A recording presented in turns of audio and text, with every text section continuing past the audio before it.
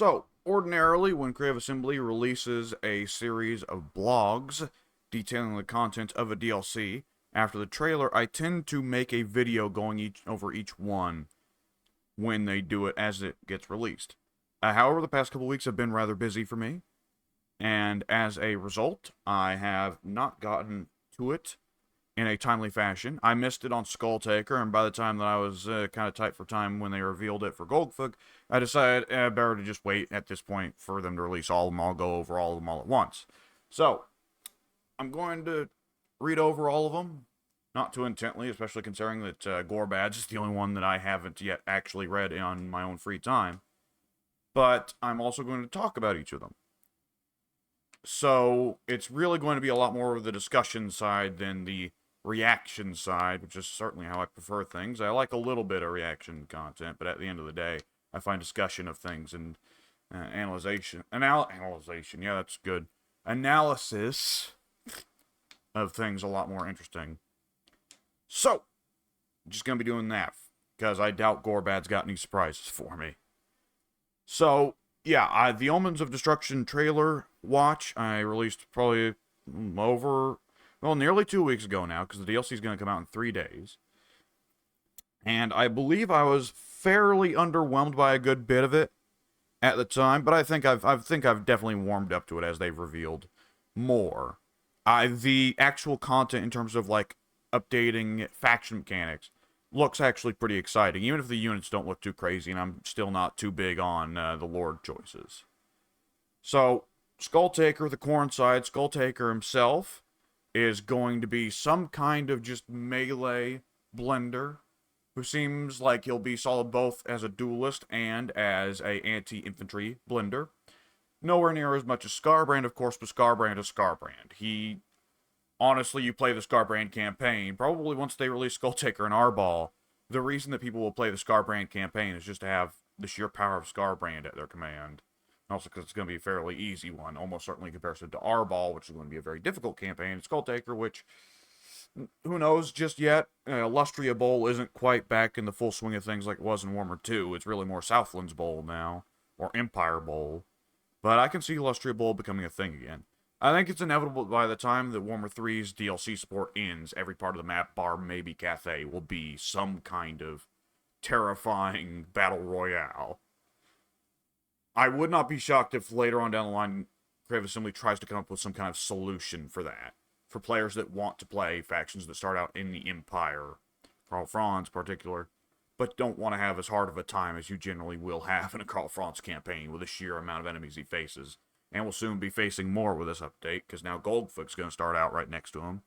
And while ogres can theoretically be allies, usually the ogre AI plays very aggressively and tends to take the bad guy's side. But either which way, yeah, Skulltaker as a unit gonna be an aggressive melee unit, which is just right.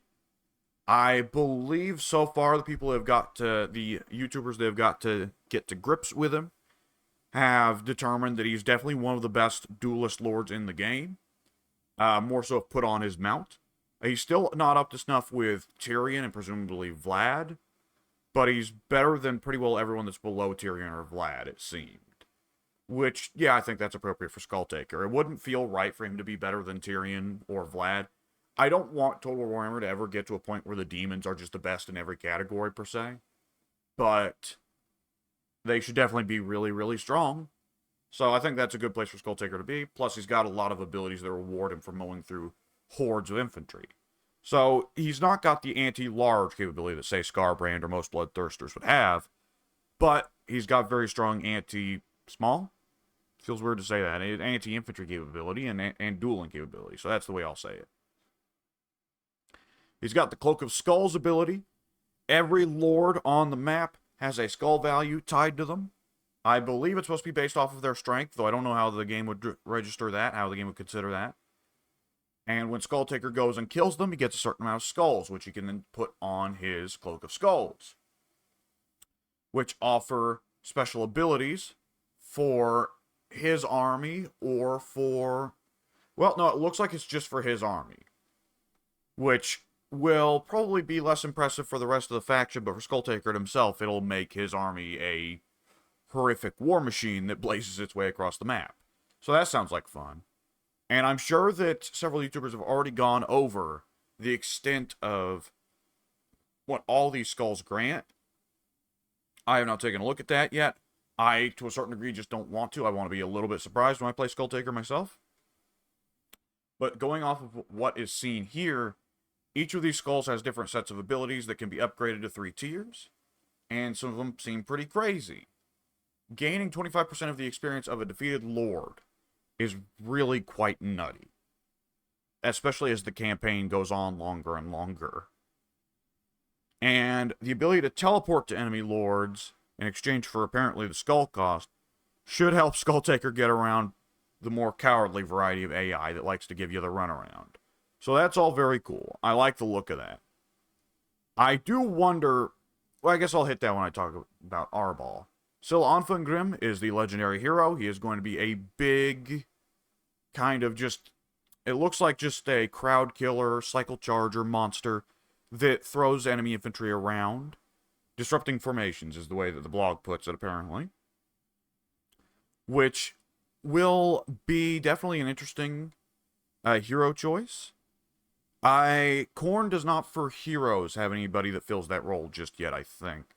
Though I guess an exalted hero on a Juggernaut could fill that role quite nicely. But I definitely like that. I like him being a little bit more wild and a little more focused on crowd fighting. That does fit for Scylla. Scylla was probably, in his time, an honorable warrior, but of course, Scylla's lore is that he was such a ass kicker that Khorne decided to turn him into a gorilla. Crazy how the Chaos Gods work like that. And so, now he's just a wild, maniacal... Well, maniacal doesn't carry quite the right terms. Maniac does, but maniacal, that has like a different kind of... What's the word? Yeah, whatever, I'm not going to remember it. But it would mean something different for people, I would generally say. But he's kind of this maniac, this beast that has lost all sense of sanity. Though he doesn't look like your usual Chaos Spawn, he is by all means seemingly just a legendary Chaos Spawn. Which I think is nice. Logically, there would be more legendary Chaos Spawns, but no, I think Scylla Anfengrim's the only one that existed on the tabletop as a specific piece you could take. And then Scar Bloodwrath, which I was definitely very... on one hand, I like the idea of bringing in some of the End Times content, because I do like stuff like the Storm Fiend for the Skaven, and I do think that the Glockkin for Nurgle are awesome. They're a really cool set of characters. At the same time, some of the End Time stuff I was not so big on, because it kind of gets into the Age of Sigmar era of unit design, where it's more so about very over-the-top stereotypes for factions. And that's not to say, that's not really necessarily a negative thing. Warhammer Fantasy, to a certain degree, builds on units being stereotypes of their faction, but Age of Sigmar goes a lot more over the top with it, and that is a lot of the joy of Age of Sigmar, that it's crazier. But Scar Bloodwrath and the various Scaramore tribe members, as well as the Morghasts for the vampire counts, were both very early examples of the kinds of character designs we were about to get more of with Age of if I can speak clearly, with Age of Sigmar. With that said, as middling as I am there, I do feel that it would be really quite odd if Total War Warhammer 3 reached its end with none of the End Times content. I think I, among many others, would prefer that the story content stay out. But for actually adding units and characters, I think that's fair enough. Just as long as Malekith doesn't get made Phoenix King. Vultan. It would be odd if we don't get Vultan by the end, I would say. Though, if the Empire gets another DLC... The Empire absolutely could get another DLC. That could be fun down the line, and I'm not even really that big of an Empire guy. But nonetheless, yeah, Scar Bloodwrath. I kind of do like him the more I look at him. The in-game model looks great. I like the hooves. I like the way he's got these contorted, messed up, halfway regenerated guts. That's all very neat. And I do think that the Scaramore lore can be rather neat. Though I suppose I'll get more into that as we go on. Arbol himself is going to be basically a Super Skull Reaper. Is that? No, not a Skull Reaper. A Super Wrathmonger. He is going to be an anti-infantry armor-piercing lawnmower, who presumably has splash attack, or rather sizable splash attacks. All Lords and Heroes have splash attacks. who, of course, in keeping with the typical Khornate patterns, gets a lot of buffs from killing a lot of people and from being in the melee. And speaking of interesting abilities for Khorne, there's the Blood Speakers, who are probably, for me, the most exciting unit on the Khorne side. I was ambivalent when the idea was first shown of a more support-heavy Khorne Lord, because in many ways that's already comparatively the reason that, like, in custom battles you would take a Exalted Bloodletter over an Exalted Bloodthirster. And you'd take the Exalted Bloodletter and you'd mount them on a, Blood Throne, or what have you. But the Blood Speaker, now that we've started to see what they can actually do, actually have a stronger resemblance, it seems, to the Sigmarite War Priests from the Empire, which is definitely very interesting. Because Khorne's thing, very distinctly, is that he has no magic. The dwarfs their thing used to be that they had no magic. They had the runesmiths, but otherwise they had no magic, and runesmiths behaved very differently. Of course, near the end of Warhammer 2, they updated the runesmiths so that they behaved like a Lord of Magic. While they did not spin from the winds of magic and instead had to worry about cooldowns, they still behaved like spellcasters with miscasts and such. Which has, up until now, left the warrior priests for the Empire as the lone oddball kind of spellcasters, but not. And with the Bloodspeaker coming in, the amount of active abilities he has that have very big buffs, but if memory serves, rather big cooldowns, and they're all focused on buffing his teammates or debuffing his enemies, the Bloodspeaker very much looks like a Lord-level War Priest. And that's really interesting. That is something that Khorne has come close to with a few Lords and Heroes, but never fully dived into. And I'm happy to see that, because it's still not quite magic, so it doesn't feel like it's going back on the Khornate theme of no magic, but at the same time, it's still a very different and interesting choice comparative to Exalted Bloodletters, Exalted Bloodthirsters, Khorne Lords. I'm also happy that since the Bloodspeaker is a Lord choice, that means you're not going to have more than one per army unless you're stacking multiple armies together in one battle, which further emphasizes against the idea of stacking a bunch of these dudes and having a load of magic running in your Khorne army. I also do dig the lore going on with these guys as Scaramore, because the Scaramore tribe was one thing I hadn't actually looked into too much. I haven't looked into End Times lore too much, even though I consider myself very much a Warhammer Fantasy lore fanboy who knows an unhealthy amount of Warhammer Fantasy lore. I don't look into End Times lore too much because a lot of it just kind of, I just find it kind of an insult to the pre-existing lore. But having not looked into the Scaramore and now having looked into the Scaramore, I actually do find them kind of interesting as an oddball set of Khornate fanatics, like subculture of Khornate fanatics, that live out in the Chaos Wastes and think that the old world, Ulthuan, Cathay, all that, is a waste of time, and that real worshippers of Khorne fight other Chaos worshippers. I think that's really interesting. And that they go into battle half naked rather than wearing Chaos armor. I think that's really interesting, and I think it's really interesting the implications here. The End Times, the Scaramore tribe did not go over the rest of the Warhammer world until the End Times, because Archaon was the only one who could beat them into shape and convince them to join in on his little horrible crusade. And for Total War Warhammer, which they have explicitly said is not going to follow the End Times timeline, so Archaon is not going to do everything that he does. For Total War Warhammer, there's more of an implication here that instead, in this timeline, the Scaramore are starting to kind of spread. It seems to me that with the Bloodspeakers and the Skull Reapers and the Wrathmongers now being available to all Khornate factions, as well as some Warriors of Chaos factions, it almost seems like they're starting to spread, and the Bloodspeakers in particular are probably starting to spread a lot of the Khornate, a lot of the Scaramore philosophy. This is probably me reading too much into just Crave Assembly needing more units to pad out the DLC, but it's still very cool. I have to emphasize here, in case you haven't watched any of my other videos, what the hell are you doing? In case you haven't watched any of my other videos, I've got like nearly or possibly over 4,000 hours in the Total War Warhammer series, but I'm not the sort of person who plays it explicitly to win. The goal is not to win. The goal for me with Total War Warhammer is that it, as a series, does a very good job of immersing me into the world. So I like to build armies thematically and play thematically. So when I see these new DLCs, I tend to think about how they come in thematically rather than gameplay-wise. Conversely, there are a lot of people who don't care about the thematicness of it, who don't care about the story of it, don't care about the immersion of it, and they just care about the gameplay of it. More power to them. I don't play that way, but that's kind of the joy of Total War Warhammer. There's just these very different ways to play the game that everyone can enjoy.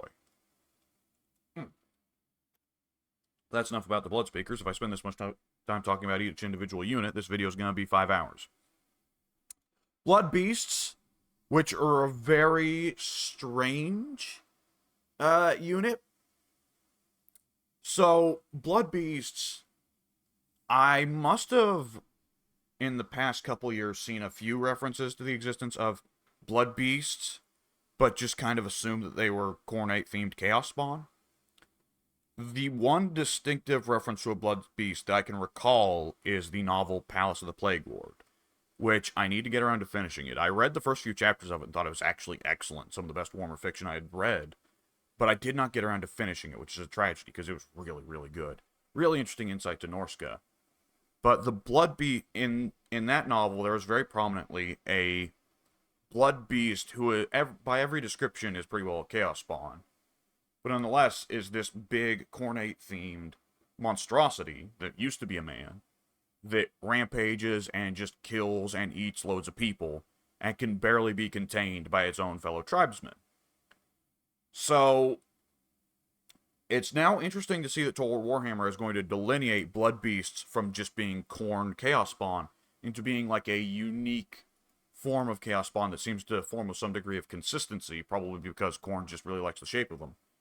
Like, they seem like they're apparently like a whole subspecies of Scylla Onfengrim. Like, Scylla Onfengrim was like the mold, the blueprint. And Khorne really liked Scylla, so he decided he was going to make a bunch more Scyllas. I definitely am of the belief that Chaos should be more random than not, but I also am of the belief that Tzeentch should generally be the most random out of them. Khorne, Nurgle, and Slaanesh, I think it's much less strange if they have a degree of consistency to them. So, I'm definitely finding this interesting. I think it is a uniquely Khornate-looking unit that leans into the wild, just uncensored, undirected violence in every direction aspect of Khorne. And I do think it's important for each of the 4 Chaos Gods for their rosters to represent the multiple aspects of them. So, the Blood Beast would, let's say, contrast with, let's say, Knights of Khorne, which seem like a bit more disciplined and a bit more honorable. Well, they're still Khornate, so they're probably going to be a little bit Berserker nut jobs. As a unit in the Khorne roster, my understanding is that the Blood Beast has stats that are not very good in sustained combat, but it's actually got pretty good charge bonus, and it's fairly fast. So it is more of a cycle charge type monstrous infantry, which is not entirely new. Minotaurs are definitely very good for cycle charging. There is one other monstrous infantry unit that's very good for cycle charging. I'm trying to remember which. It might be Trolls? I don't know. Trolls, though, their leadership is so low that if they get hit in the flanks while they're retreating, and while they're pulling out to charge back in, that it will cause them to take leadership losses and for them to probably rout, because Trolls are kind of cowardly. Possibly. I've never spent enough time with Norska to really figure out Skin Wolves. I always found them an odd, surprisingly fragile unit. But they probably benefit a lot from cycle charging, unless they're going after, let's say, skirmish cavalry, which is one of the major purposes of the Skin Wolf, is to be a anti-cavalry unit. If I was more mentally astute right now, I'd be able to remember what particular monstrous infantry units are good for cycle charging. Probably quite a few from the Ogre Kingdom's roster, come to think of it, considering part of the whole Ogre Kingdom's theme is crazy high charge bonuses. Nonetheless, the Slaughter Brute, big centerpiece monster that will mow through crowds, and apparently also it does rather good damage to monsters as well. It's not a bad monster duelist. Going by Zarkovic's video that I saw, it actually acquits itself rather well in a duel with the Terracotta Sentinel. I don't think it explicitly wins, but it does rather well, which is impressive, because the Terracotta Sentinel is, I believe, generally the best monster duelist in the game. Excuse me. I definitely think that the Slaughter Brute has a very interesting gameplay mechanic in terms of its binding to the Lord, the Lord of the army. And apparently the gimmick of it is that it is under your control as long as your Lord is still alive, but the moment your Lord dies, the Slaughter Brute enters permanent rampage. I think that's very interesting. I'd like to see more experimentation with unit mechanics like that. Rampage, of course, was a very infamous mechanic in Warhammer 2 that got hit with nerfs pretty hard throughout its lifetime. Or, well, buffs, I should say. Buffs pretty hard throughout its lifetime. Rampage became less and less and less of a significant mechanic. And that is largely because it felt like the player was being punished by having their controls removed for something that kind of felt beyond their control to begin with. I like more Rampage mechanics that have clearly discernible causes rather than just simply your monster got hit by one stray arrow and is now rampaged. I think this is much more interesting, that the Slaughter Brute is a very high-powered unit that can remain perfectly under your control, but you have to make sure to protect another unit in your army or else the Slaughter Brute goes nuts. Now, of course, it's a very different question whether or not the Lord of the army even being fragile is a question. If the Lord of your army is Scarbrand, you probably don't have to worry about that Slaughter Brute routing or rampaging, unless if Scarbrand goes down, you're already in deep shit. Comparatively, if you have a Bloodspeaker in charge of your army, then yeah, there's much bigger risk of the Slaughter Brute going wild.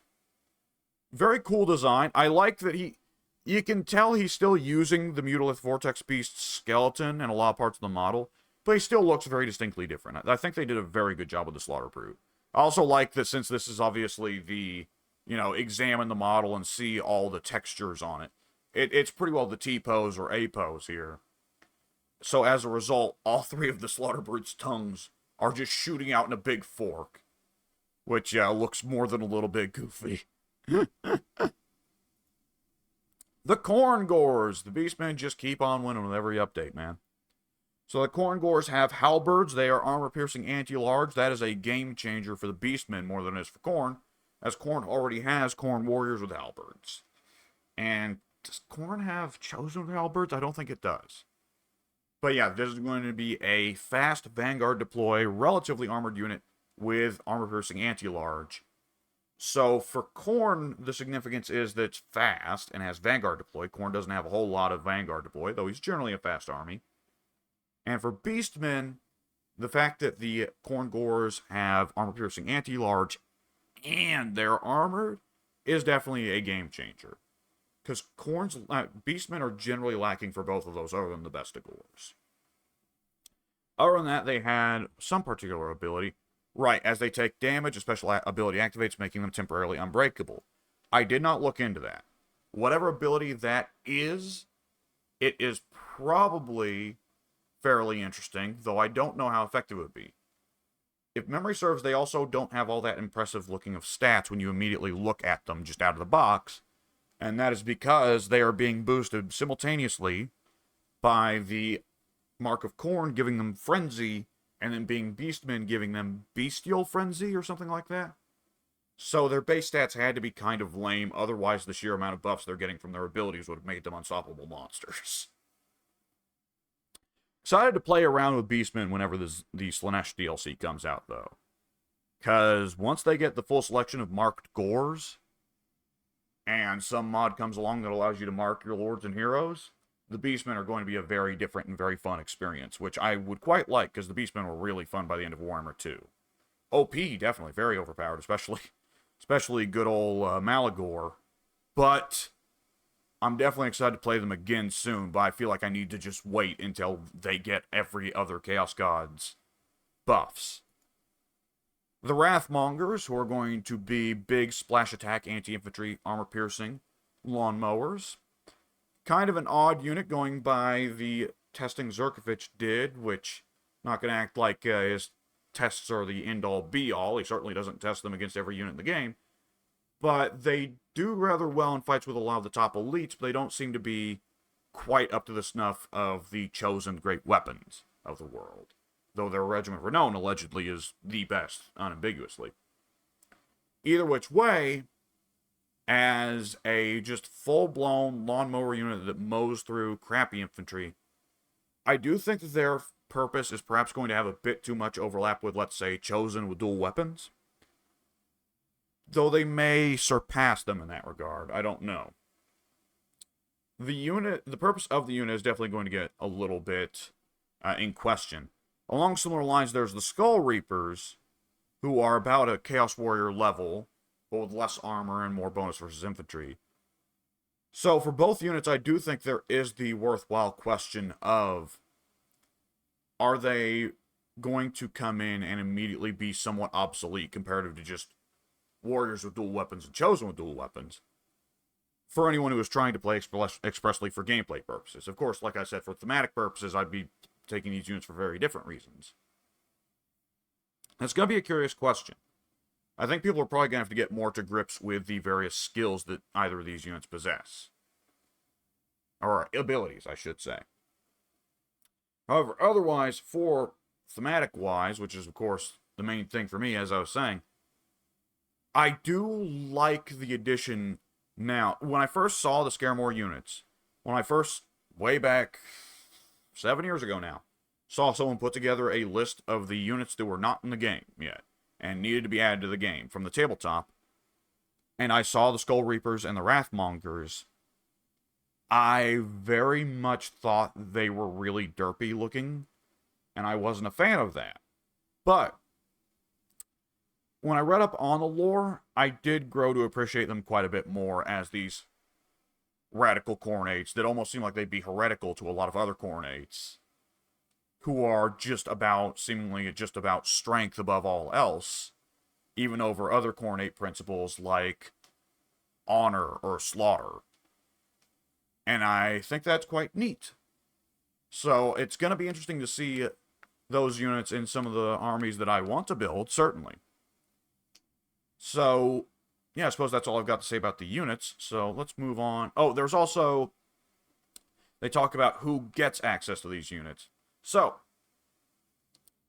the Scaramore units are specifically set up to only be available to Khorne.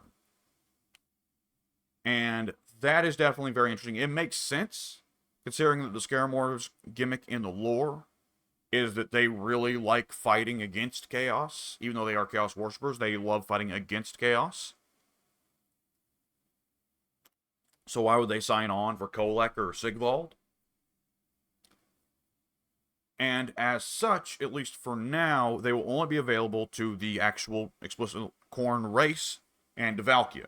And the Demon Prince, if the Demon Prince goes fully into his Khorne side. I think that's interesting that the Demon Prince, that Yuri has to fully commit to Khorne to have access to these units. If memory serves, I've never played the Demon Prince, I've never played Yuri, I intend to get around to it at some point. But memory serves, from when he was first being shown off by YouTubers that had early access to Warhammer 3, the Demon Prince had access. Devoting to a Chaos God did not change what units. Did not give the Demon Prince access to new units. As a matter of fact, it actually reduced the units you had access to. But they made sure that Bloodthirsters were not exclusive, were not locked to playing Khorne, to taking the Khorne side as Demon Prince. And Keepers of Secrets were not locked to the Slaanesh side of the Demon Prince tree.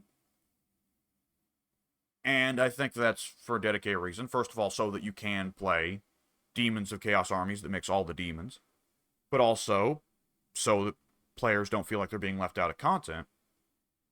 However, I think if there's any units that it's fairly excusable to leave out, I think the Scaramore units are excusable to leave out and have them be locked just to the Khorne side. Especially considering that with them locked, you're still going to have access to the full Demons of Chaos roster. For if you want to assemble an undivided Demons of Chaos roster. So I appreciate that. It does raise the question, though, if memory serves. So I've actually not checked with Throne of Decay how many of the Throne of Decay units you have access to as Warriors Undivided. I want to say you have access to all of them. And you definitely have access to all the Shadows of Change units, other than Zongors and Pestigors, I should say, and Centaurs of Tzeentch. So I find it interesting that they're pretty well making explicit here that Valkia and Archaon are going to be the only warriors that get access to the Scaramore units, and Archaon won't even have access to the Scaramore units at launch. We're going to have to wait until a later update. So we're kind of leaving behind that policy that Warriors of Chaos get access to everything that the Monogods get. I don't think that'll be a flat policy across the board. After all, they only clarify for Scaramore here, which implies that the Warriors of Chaos are still going to get access to the Blood Beasts and the Slaughter Brute.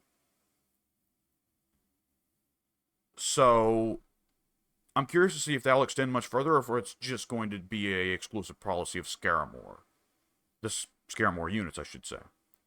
I can't see Slaanesh introducing any units that are going to just be exclusive to Slaanesh and not available to Warriors Undivided. But that is curious. It's really curious that Archaon's not going to have access to the units yet, but it's something they want to address in a future update. It makes me wonder if they want to later on add an update where like there's some quest that Archaon has to complete, or one or two lords that Archaon has to confederate. Some kind of threshold he has to meet before he can recruit the Scaramore units. I do think that is interesting, the idea of a Archaon campaign that emphasizes more so rampaging around the Chaos Wastes, gathering the various artifacts of the Everchosen, and proving yourself as an Everchosen before you go rampaging into the old world. And if one of the quest goals before you go into the old world is to earn the loyalty of the Scaramore, I think that'd be really cool. Now, for the actual updates to the Khorne campaign. Some of these are nuts and bolts, but some of these are also big mechanical changes. The Skull Throne is a big one. The Skull Throne used to be a button that you clicked and it just gave kind of flat buffs in a variety of categories to the whole faction for a limited time. Now the Skull Throne is an upkeep, right? Let's see. So, okay, it's the old sacrifices feature for Tehannaween. You purchase upgrades. Is it for a limited time? Hang on.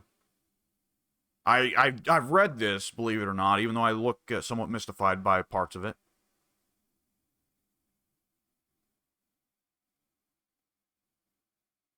Okay, so it doesn't clarify. Wait, oh, does it? Oh, no, that's Unholy Manifestations. It does not clarify. So I'm going to assume these are still temporary buffs that you click on, much like with Tehannawyn. And getting more of these upgrades unlocks greater tiers of the Skull Throne.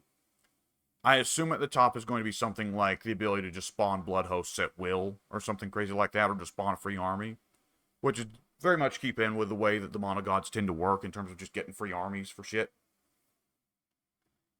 I think that this is definitely an improvement over the prior Skull Throne mechanic, which was kind of a lame button that you didn't press unless you just had such an excess of skulls that you didn't know what to do with otherwise. Since skulls were otherwise a very valuable resource that you were spending to build up your cities and to work through your tech tree, the Skull Throne button felt like it was, especially in the early game, a mistake to press. This seems like it'll make the Skull Throne button a lot more viable, especially since you can choose to seemingly enhance your money or your corruption early on, both of which, of course, are very valuable to giving more early growth for your settlements. And we'll get to the economy in a moment. The Unholy Manifestations have been changed up a little bit so they're not so poopy. I think the Unholy Manifestation system as a whole for all four of the Chaos Gods could do with a little bit of an update so it doesn't feel so random. I understand the idea is to encourage the Monogods to compete with each other rather than ally with each other, and I do like that, encouraging the great game. But it does feel a little bit iffy when a lot of the times... Now, it's been a minute since I've played any of the Chaos campaigns that actually had access to the Unholy Manifestation system. Have any of the DLC lords had access to it? Because I don't think Tamarkon or the Changeling have access to it. I don't think they do. So, going forward, there's probably a pretty good chance that Unholy Manifestations will stay a unique mechanic for the launch Demon Lords. But either which way, I do think the Unholy Manifestation system could do with some slight changes, just because it can sometimes feel a little bit random, a little bit unlucky, if you're playing as some Chaos factions that don't do so well on the campaign map when controlled by AI. Slaanesh has very little map presence as a general rule, and that's not going to change, because Slaanesh is generally always the least loved of the Chaos Gods. So it can feel rather bad if you're playing N'Kari and you want to get more of the Unholy Manifestations running, and yet there's just not enough Slaanesh presence on the map for that to happen. Either which way, yeah, the Unholy Manifestations for Khorne, when the eye of the Chaos Gods does look your way, the Eternal War Unholy Manifestation, now instead of just spawning an army for you to fight, will now also increase your campaign movement range. So it's not just the purpose of keeping up the skull reaping or bloodletting mechanic. The purpose is also to allow you to keep the rampage going as long as you're willing to take another fight, which for Scarbrand, that's a pretty easy question to answer. Khorne's Glare will now not just take control of an unoccupied ruin, it will also bump it up to tier 2 immediately. A little bit of that Tomb Kings or Skaven mechanic where they can spend little bits of resources to forcibly... Well, no, Skaven can spend meat to forcibly get a settlement to a higher tier. The Tomb Kings have to spawn a hero to do it. But either which way, a little bit of what the Skaven and Tomb Kings can do of immediately rushing a higher tier settlement, though tier 2 isn't that crazy, it's still better than starting out at ruins and having to build tier 1 to begin with and then go up from there. Slaughter and Carnage now has double the effect. 300% character experience gain. Whew, that's good. And Call of Battle now will not only nuke a settlement, it will also fully Khorne corrupt the province. Which definitely sounds pretty crazy. That's the sort of thing that I can see, unless you're really intent on keeping the settlement at the tier that it's at right then, in which case you're going to want to fight for it and occupy it the usual way. That is definitely very interesting to drop on, like Altdorf or Karazakrak. The enemy settlements there are going to generally be crazy citadels that are going to be heavily guarded and have a lot of defensive value going on. It's not too crazy of a change, but Call of Battle was always a pretty nutty ability. The ability to just nuke a city like that. Then again, Unholy Manifestations as a system, my memory is that it progresses pretty slowly. I need to play a Scarbrand or N'Kari or, how am I forgetting his name? The hover chair Nurgle dude. Is it Festus? No, it's Kugath. It's Kugath. Yeah, you'd think I don't know Warhammer the way I'm talking. Yeah, Kugath. I need to go back and play one of their campaigns again sometime and see the Unholy Manifestation system. Because my memory was that even with a longer-term campaign, it took... my memory is I've never seen the 4th tier of Unholy Manifestations for any of the Chaos races. That might be on me and the way I'm playing, the way I play, though. The economy of Khorne has been changed. Khorne should now make less domestic money and focus more on sacking and looting. The now only recruitment buildings, landmarks, and resource buildings generate passive income. That way, he will focus on sacking, looting, and post-battle loot. Army upkeep is now easier to manage. By increasing bloodletting level or constructing upkeep reduction buildings, it has become simpler for the sack and loot economy to thrive, even during turns of downtime between battles. This includes blood hosts, which no longer incur upkeep costs. Upkeep reduction buildings. For the Wood Elves, you want upkeep reduction buildings because the Wood Elves play a very defensive style where they want to set up their magic force and turtle out there. For Khorne, Khorne's much less about turtling. So it's odd to get that, though I guess it's really just supposed to be that you camp out your armies there whenever you're not currently engaged in some big campaign of war. So I guess that makes sense, but the bloodletting reducing upkeep makes more sense, I would say. Blood hosts no longer have upkeep costs. That is a huge change that will give Khorne a much more monstrous early game. Because, good lord, blood hosts were strong even when they did have upkeep costs. Recruitment costs have been reduced, so they no longer pay twice the value. I forgot they did, honestly. Recruitment costs are crazy for a few races and, like, non-existent for a few others. It's odd. I am glad to see Khorne's economy changing in that way, though.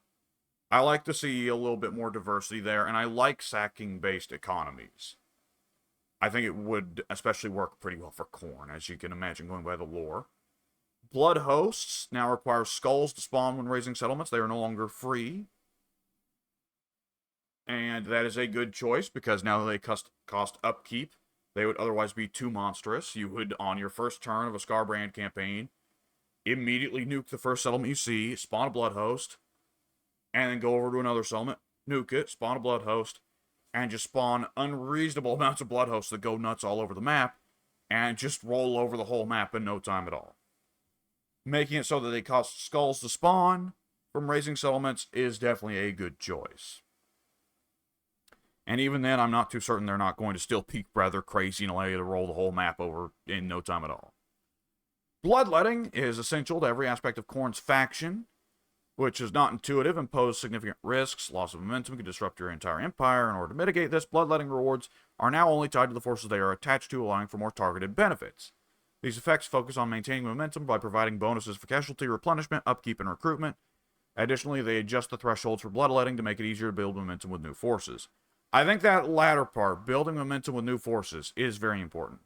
I gotta say, other than that, I am kind of iffy on this change. It's definitely simpler and easier to pick up, which is fine. Khorne was kind of an oddly difficult faction to pick up. But I really liked that Khorne had to depend on being constantly at war in order to keep his settlements running. And without war, they kind of ran out of gas and started to poop out. I think that giving him the sacking and looting focused economy will help to somewhat prevent Khorne from taking up a pacifist farming playstyle. But it is very realistically a risk that you have to consider with Khorne. That the player generally will go for the simplest, easiest, safest playstyle possible in any situation. And if the simplest, easiest, safest playstyle in a given situation is to take up pacifism and sit on your crop of land and just farm money and protect your property, but otherwise don't go out and take stuff from other people, they're going to go for that. And by all means, for the dwarfs or the wood elves, that makes a lot of sense. That's their playstyle, and there's a lot of ways that Creative Assembly's figured out to make that interesting. But for Khorne, that's really lame. It doesn't fit the theme of the faction. It does not fit the fantasy of Khorne. So, I think that the more sacking-focused economy and cutting off a lot of Khorne's domestic economy will probably prevent Khorne from getting too domestic. I do wish that Bloodletting would still keep some boosts. Faction-wide boosts for settlements. I get why it doesn't, but I'd still prefer it better the old way a little bit. Either way, Khorne's buildings have been changed. So he has a few new infrastructure buildings with and now he has different settlement types that either recruit demonic or mortal units. And, you know, I kind of thought that it should be that way for all the Chaos Monogod factions, honestly. But I understand why they're going with it more for Khorne, because Nurgle already has really strange building mechanics that I understand why they wouldn't want to mess with. So, yeah, I get it. Why it's not an across-the-board thing. But yeah, I definitely like the demonic mortal split. Split, that's more Slaanesh. Split for the various Monogod armies, and for Khorne in particular. Resource buildings now feature unique sets of effects, moving away from the previous standard of just skulls and income effects. I definitely like resources having different effects. It encourages the player to consider some resources more valuable than others, and as such, pivot in the campaign more so to take some settlements that have access to certain resources you want, as opposed to others. And then the big one that made everybody's head spin, the new mechanic, Demonic Reforging, which is the same as the Vampire Counts, Raised from the Dead, Returned from the Dead, whatever mechanic, where at the end of a battle, any demonic units that were wiped out have a chance to come back. The chance to come back is based off of the technologies you've researched in the tech tree, as well as the winds of magic on that army and the corruption level of the province, I believe. All of which is very cool. That encourages the monogod armies to stick to invading lands that are more corrupted and maintaining high amounts of winds of magic, which is very loreful, and it fits how the demons need a lot of magic in order to stay corporeal in the world. I like all that. I don't know if it's going to make the demons a nightmare to fight. I have already seen a few people point out that the Changeling is already the most annoying lord to fight in the game, the most annoying faction to fight in the game, and now he's going to get more annoying and more seemingly unkillable. So that's certainly troublesome. But I do think it fits very lorefully, and it gives the demons more logistical differences from mortal units, which I do like. The technology tree has been changed. They now have the Chaos Dwarf multi-tech tree approach, which I think is neat. I do like that we're still, for the pillar section, keeping to the Khorne theme of the great number 8. I think that's one of the coolest elements of Warhammer 3. Philosophically. No, the Warhammer 3 design philosophy, there we go, was that for each of the monogod factions, their tech trees matched the holy numbers of that given Chaos God. So I'm glad that even though they wanted to expand the tech tree, they found a way to keep the 8 theme going. Or is it 6? Actually, it looks like it's 6. Whose number is 8? Zinch? I don't remember. But yeah, actually, brain fart, that's one of those things. No, I could swear that Khorne's holy number is 8. Whatever. Each of the Chaos Gods have their holy number. I don't have it memorized. But either which way, I appreciate they've stuck to that theme. And the technology tree is also split thematically, which I think is very cool. The pillars are focused on campaign bonuses. The armory is focused on battle bonuses. I like that. That is definitely pretty helpful, especially for the early game, where the battle-focused techs are probably going to generally be more helpful, though there are always techs that are exceptions. But in the early game, where you're going to have less units and the AI is going to have more units than you, it does really help to make your units more effective than theirs, so that you will have quality over quantity, because you're certainly not going to compete on quantity. And reoccupation immunity. A new mechanic not just for Khorne. And well, no, it is a new mechanic just for Khorne, though I assume it will be applied to other races down the line. But it is also clarifying for the Beastmen, making it clearer that settlements cannot be reoccupied. That's very nice. It was kind of unclear at times before. But this is very much a nice little quality of life change for Khorne, that for 3 turns after raising a settlement, no one else can resettle a settlement that Khorne has raised. I like that quite a bit. The race to resettle settlements could get pretty annoying from the AI at times. I've never known the AI to be too bad about it, especially back in the Warhammer 1, Warhammer 2 days, where when you resettled a settlement, you lost a ton of unit strength, in which case that was easy to just swoop in and murder them. It's a free kill. But I think it definitely helps the Khorne playstyle to make this more firmly Khorne's ability to deny people territory through raising. Especially since Khorne has to, generally, unless he wants to spend a ton of skulls, Khorne has to raise a settlement before he can settle it. So that's all really good stuff. Now, let's move on to Golgfug, who I will hopefully spend less time on, because Lord knows I spent enough time on that Skulltaker video. Far more than I intended. I don't want this video to be going on for forever. Golgfug seemed to be a generalist lord on the battlefield. Not quite a duelist, not quite an infantry mower, not quite a monster hunter, but solid enough on all fronts, and with the ability to occasionally shoot people. So, very much a generalist kind of hybrid lord, in some sense. Well, not quite a hybrid lord, because that's like your Kislevite Druzina. But very similar to a hybrid lord, it seemed, and I quite like that. Golgfug is a legend. who has, in his lore, has done pretty well everything noteworthy that one can do. So it makes sense that you'd have a diverse skill set. He also looks very good. He looks pretty well as he should. What is this little idol he's got hanging off of the right tusk on his big halo? That is curious. There's not really anyone in the world, in the Warhammer world, whose art looks like that. There's like, I guess it maybe could be a little bit elven, but then there's a little beard there, and that's not really the elven style. It kind of looks like kind of a, what's the word?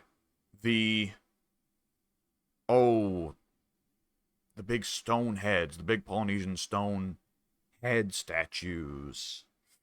Can't remember them.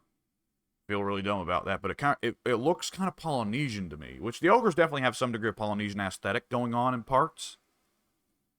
But who knows? Maybe Goldfug has even been out to what seas lie between Lustria and the Far East and met cultures that have never been recorded before. Maybe, probably not, but it'd be cool. He can also drink Bugman's XXXXX to heal. It's going to make the dwarfs very happy, I'm sure. He gets the unique campaign mechanic of mercenary contracts. He can, at any point, pull open this big roster of contracts. He does not have to wait on bounties like all the other ogres do. Well, actually, now that I look at his UI, he actually still has the ogre bounty mechanic that he can engage in if he wants.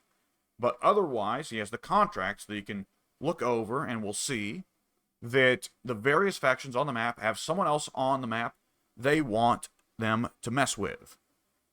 And so you build up points on a contract after taking it by killing their armies, occupying or razing their settlements, raiding, performing hero actions, fighting their faction leader, and by gifting settlements to the client.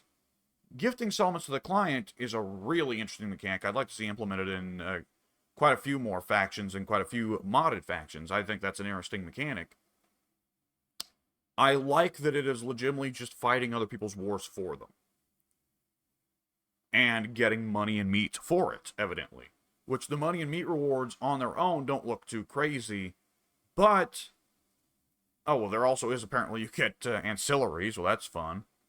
Ancillaries seemingly from that faction. That's fun. But when you throw on the money and meat rewards to what you'll be getting by beating those settlements already, I think that it's pretty fair. I like the idea that going with the roaming ogre camps mechanic that the ogres will now be getting, this will encourage Goldfug to, rather than settling and building an empire like Greasus does, instead Goldfug's focus will be on nomadically roaming the map, finding enemies, and whooping them. And then moving right along. So that definitely seems interesting, especially if Goldfug is not going to be settling. He can maybe use the contracts to make money. Don't know. Definitely very cool to see. I'm excited to try out this mechanic. Skull Takers looks neat, but I'm not big on mechanics that just make you stronger. I'm not big on what I call win more mechanics. Not always. Sometimes I am, so I shouldn't speak absolutely. After all, only Sith deal in absolutes. But I very much like the direction that this mechanic seems to encourage. Bragg the Gutsman is Legendary Lord, anti-large monster hunter, a little bit of a large anti-large duelist. Excuse me. I don't really have too much to say about him, other than someone has pointed out, and now I can't not see that these heads hanging off his belt, if they are human heads, which they probably are, these heads hanging off his belt must have belonged to some very huge humans, because that's an ogre. The Paymaster, though, he looks interesting. The abilities that he gave looked pretty good. The passive abilities, the active abilities, both. I like the aesthetic of this guy as well. I like all the chests all over him, presumably carrying various trinkets. He's very accurate to the Man-Eater miniature that he is based off of, which I think is neat. One thing is left out of this picture is the Bizarro Punch Dagger Flail combo weapon he's got. And the Noblar Mathematician he has on his back with an abacus that's running numbers. A Noblar that can count, truly phenomenal. He's even got little keys. That's cool. That's a very cool looking unit. And what is that? That's some kind of medallion of the Great Maw strung around his neck. Very cool. Very cool looking unit. I don't think that gameplay-wise many people are going to take Paymasters over Tyrants or Slaughtermasters. But for people who build thematic armies, I definitely appreciate it. The Bruiser looks very cool. I gotta say, the Bruiser, I appreciate that the Bruiser, they went with the Iron Fist variant, so that he is a defensive kind of Iron Wall hero that's meant to tank. I like that they went with that instead of just being a Lord Hunter, Hero Hunter type of character, but instead more of a bodyguard, which would make sense, particularly if you were packing a Slaughtermaster or Paymaster, who would need somebody to defend them a little bit better. I will say the thing I am most excited for about them, though, is the Ogre Bruiser mod on the Steam Workshop to update and integrate them, as I believe they have, the developers of that mod, whose names escape me for the moment, have said their intention is to maintain the Bruiser mod as it is on the Steam Workshop right now, which the gimmick of that mod was that it came with the Ogre Bruiser hero before Creative Assembly officially implemented their own. It came with a modded Bruiser character who would, when he hit a certain level, have the ability to pick from several different careers, which were wildly different playstyles for that hero. That would be more support-focused, more or duelist-focused, or anti-infantry lawnmower-focused. You get the idea, and I thought it was really interesting. So I'm going to be excited to see that mod get implemented, because I think it's one of the coolest little mods on the workshop that doesn't get as much love as it deserves. Unless it's one of the top-rated mods on the workshop, which I don't think it is, but it might be if my memory is failing me, in which case it probably gets as much love as it deserves. But nonetheless, very cool mod, and I'm glad to see that it'll still be working with the official Creative Assembly Bruisers. I like this guy's big beard and his hat. I like that it's got the helmet thing, but it's got the straps coming off of it. I like it. So aesthetically, it's a cool unit. Blood Vultures, who, not a lot to say. It's going to be probably your usual flying screen unit that goes down and kills vulnerable enemy units. Though, the fact that they get stronger with every kill in their vicinity is cool. Probably encourages you to keep them up in the air for the early parts of a battle and wait until there are vulnerable wounded units, which is how Vultures really should be. It's really kind of remarkable that these Vultures are well trained enough that that the Ogres can convince them to dive bomb a horrible chaos giant monster at all, even if it's not the wisest thing for the player to do with them. The Thunder Tusk, which looks absolutely great. It's got both of the seats on top for both of the ogres. It's got both the spear throwing guy and the crossbow bolt shooting guy. And the Thunder Tusk also functions as a piece of magical artillery, because it makes the strange little ice orb in between its tusk, which it then projects. So it's going to be, compared to the Stonehorn, which is a monster that is about constant cycle charging back and forth, plowing through enemy crowds, the Thunder Tusk seems like it's going to be, at the early stages of the battle, very artillery-focused, very much focused on pelting the enemy and forcing them to come to him. And then once you get into the mid to late stages of the battle, more of a centerpiece monster that's about stamping around, breaking up enemy formations, leaving them more vulnerable to your other units. Similar to, let's say, a Norscan Mammoth or a Cambrian War Sphinx. And going by, I believe, going by Zurkovich's tests, they also do quite well in melee, so they have that going for them as well. Cool little unit that I'm sure will be ludicrously expensive, because the ogres already have some really strong monsters, and here's an even stronger one. The Yetis, who look great. There's a lot of fur going on there. I am very impressed that this is a thing that the modelers at Creative Assembly have done, because he looks crazy. I don't know if he's going to play hell on people's graphics cards. I like the faces going on here. They got some interesting expressions. They're very gorilla-looking, which I think is definitely neat. There's not really a whole lot of gorilla-looking units in the game right now. It's kind of odd, though, because Yetis are supposed to be distant cousins of ogres. There's some weird-looking ogres. But then again, Gorgers are weird-looking ogres. They're kind of just hairier Gorgers. Either which way, they are a relatively fast monstrous infantry that has frostbite to slow enemies down so that they can catch up and whoop on them. In the tabletop, I believe they are intended as an anti-cavalry unit, though I believe the stat cards I have seen for how they are in Total War Warhammer, they do not have anti-large. So they are presumably for multi-purpose. They also have dual weapons. I don't think they had a bonus versus infantry either, though. So, not quite sure if these guys were meant to have an exact specific purpose, or if they're just supposed to be more of a high-speed ogre infantry that does better at perhaps supporting others, or at pursuing fleeing units. Pigback riders, which this is a rather poor picture to show them, they're not riding on each other's backs. But either which way, the pigback riders, who will be, of course, for those who are not aware of the Noblar pigback riders, one Noblar sitting on the shoulders of another Noblar. Both of them have spears, and the Noblar on top has a shield. A silver quality shield, notably, so they'll be blocking quite a bit of missiles, considerably more than your standard Noblar unit. They will be taking on a lot of shots. They have an anti-large bonus, but they do not have charge bonus, that big of a... They've got actually a fairly decent charge bonus. They do not have a charge defense or charge reflection ability, so it probably helps.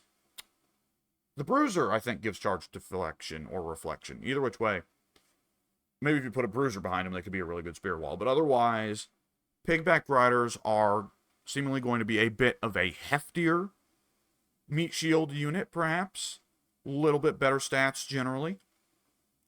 With the oddball purpose of being able to go after and do a surprising amount of damage to enemy large units, and with that, if memory serves, rather decent charge bonus, not too terrible of flankers for how cheap they are.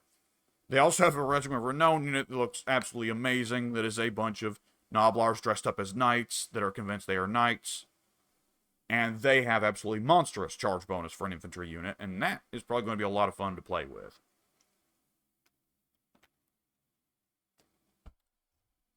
And then lastly, Goldfug's Man-Eaters, which are going to be seemingly Man-Eaters with Vanguard deploy and dual weapons. And by this point, that was the last set of weapons that the Man-Eaters did not have in the Ogre Kingdom's roster, because they already had standard Man-Eaters with one weapon, Man-Eaters with Iron Fists, Man-Eaters with great weapons, and Man-Eaters with pistols. So now that they have dual weapons, they've got all of them. And I appreciate that rather than going for the pirate look again, they've instead gone with a look that seems a bit more kind of traditionally ogre, but a little bit like they've traveled the world to a certain degree. Probably done a lot of work for like Norska or the Chaos Warriors, because they've got that kind of horned helmet, pointy thing going on. I am not super excited for this unit, but I don't think they really expect you to be excited for this unit, because the other, like the Thunder Tusk, the Yeti, and the Pigback Riders are the three units that Crave Assembly absolutely expects you to get excited for out of the Ogre roster. This is more of a kind of a spots filler. These guys are probably going to be the top of the line monstrous infantry in the game, unless something else crazy comes down the line.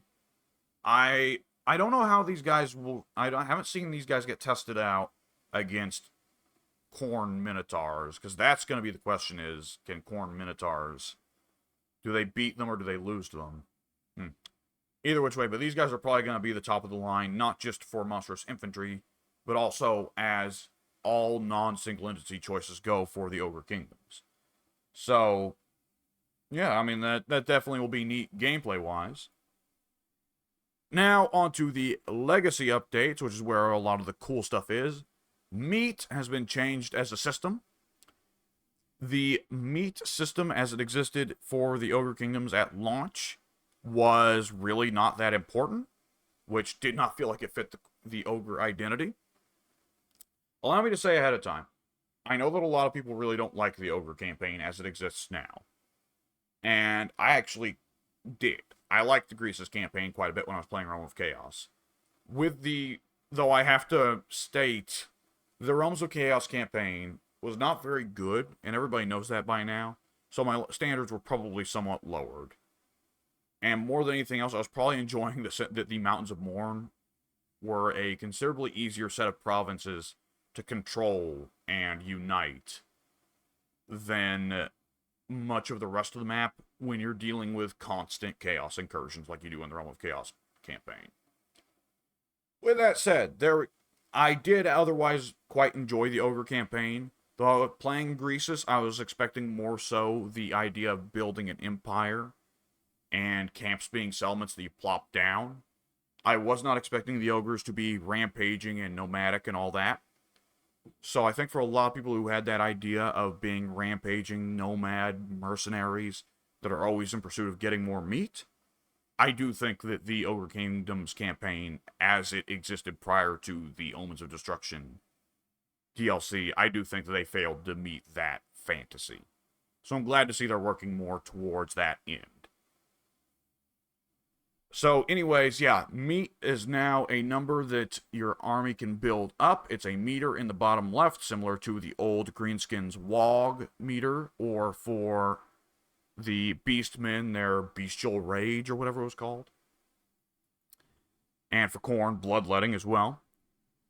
And when two ogre armies meet, or when an ogre army meets with a ogre camp, either group can transfer meat to the other. And that will be important because ogre camps now spend meat to upgrade themselves. So a lot of the gimmick of the ogre campaign now will be setting up a camp and raiding forth from that camp with your army to sack and loot and raise settlements, grab meat, bring it back to the camp, deposit it, and have the camp spend meat to build up bigger and bigger and bigger.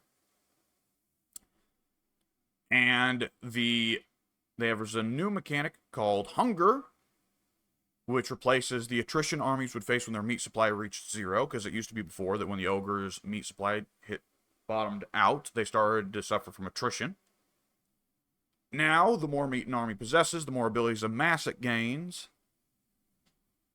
and effectively merging the old pre-battle meat purchases into the effects of the hunger bar. I did not quite notice that the first time I read this. So the old meat sacrifices to the maw mechanic has now effectively been merged into that mechanic of how much meat you have. It makes the more of a meat stockpile that the ogre army is sitting on, the more assured, I suppose, the ogres are of their victory. And so they fight harder. So that's quite cool. The offerings to the maw system has now been changed. It is now a series of toggles rather than things that you purchase to get temporary buffs. It is now a series of toggles which will increase the meat upkeep of the army in exchange for giving rather substantial campaign or battle side buffs, which I think is definitely more interesting. The offerings to the Great Maw mechanic before, you did have a tendency to forget that it existed, sadly. Though the meat mechanic in general, there was a tendency to forget it existed before. But either which way, now you can either increase the movement range and gain the tunneling stance for your army, which is important. I'll get back to that in a moment. You can regain more Winds of Magic power reserve, +2 per turn. There's no cap on that. I've only just now noticed there's no maximum cap on that. So if you have enough meat, then hypothetically the ogres could end up with infinite magic? That seems a bit over the top. Okay, I have to assume there's more limits on there than I'm thinking. As well as a passive ability for the Lord of that army. There's another ability here, Feasting Frenzy, so who knows what it does, but +5 melee attack for all units in the army is quite good on what is already an army that does quite well at aggressive play. And also, you can gain income from raiding, which, who cares? Raiding never really does as much as Creative Assembly wants it to. And you can cause attrition in the province. Which, that's pretty crazy. The gimmick, I guess, lore thematically is supposed to be that the ogres are eating all the food supplies in the region, and as a result, the enemy armies aren't able to forage. But nonetheless, that's pretty nuts that you can just do that. That seems like it's really more so than anything a good ability for when you're fleeing, because it or trying to chase down an enemy that is fleeing, because it forces them to either suffer from attrition or go into encampment stance in order to prevent the attrition from wearing them down. Of course, the AI has a tendency to ignore the attrition mechanic altogether, but it's a neat idea theoretically. But to go back to the All-Consuming Stomachs ability, enabling tunneling stance for the army. For one thing, that is a game changer for Greasus, starting out in the Mountains of Morn. The ogres, it was always a little bit strange that they were a very mountain-focused race. They wanted to settle in the mountains more than anything else, and the mountains more, of course, were their homeland. And yet they did not have the tunneling stance, which the other mountain-focused races, those being the dwarfs, the Skaven, the greenskins, they all had access to the tunneling stance. And so a lot of mountain warfare for them allowed them to move back and forth through the mountains using the tunneling stance. And it also gave them a strong advantage whenever one of the non-mountainous races would try to invade the mountains. The fact that the ogres didn't have that mechanic meant that they sometimes felt like they were at a disadvantage in their home territory, which wound up being really odd. It was manageable. I did not have as much of a problem with it as many other people did, but it definitely felt odd, especially because the ogres are not, like, clueless to the mountains. And on top of that, there's one particular tribe of ogres, the Mountain Eaters, I think, whose gimmick is that they live underground, just like the dwarfs, the greenskins, the dwarfs, the night goblins, and the Skaven do. And they specifically religiously have a diet that only consists of things that can be found underground. They refuse to eat things that can be found above ground. Yes, ogres refusing to eat things. Believe it or not, despite the stereotypes that surround them as a race in the Warhammer Fantasy setting, they do have rules about eating, and they don't just tend to eat everything. They also don't eat entirely just meat, either. That's kind of the new goofy thing that Total War Warhammer introduced that I think is a little bit dumb. Either which way, that is all very cool. The ogre camps are being changed. They can now be moved in exchange for a meat cost.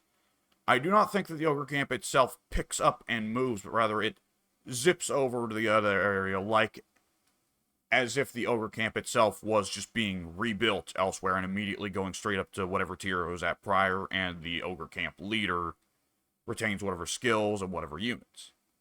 But either which way, it's not really that big of a... It's kind of a... What's the word? 6 of one, half dozen of the other, right?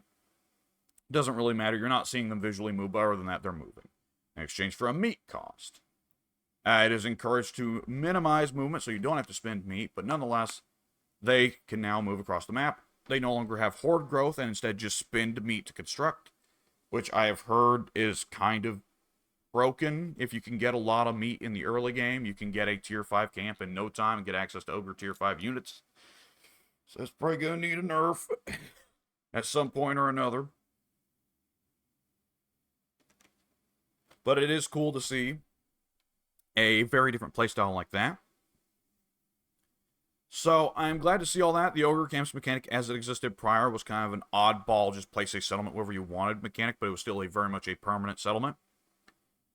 And the ogre camps mechanic as it is seemingly going to exist now encourages more so the nomadic playstyle that I think people were expecting from the ogres.